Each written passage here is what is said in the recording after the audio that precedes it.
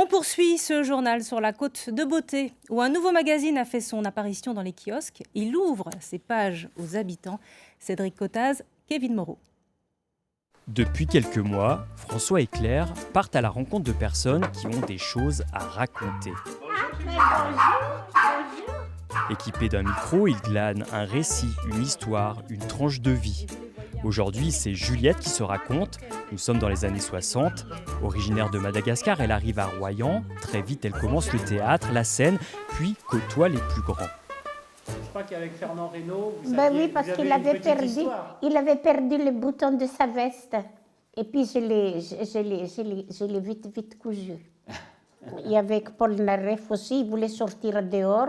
J'ai dit, tu ne peux pas sortir dehors. J'ai dit, tu ne rentreras pas, tu vas louper ton entrée.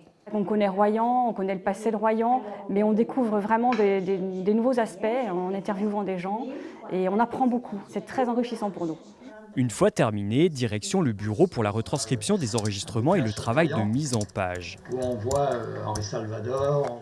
François Richet est déjà l'auteur de nombreux ouvrages sur Royan et ses environs, mais avec ce magazine trimestriel, Les Beaux Jours Retrouvés, il souhaite cette fois-ci aborder la Côte de Beauté sous un angle plus léger et positif.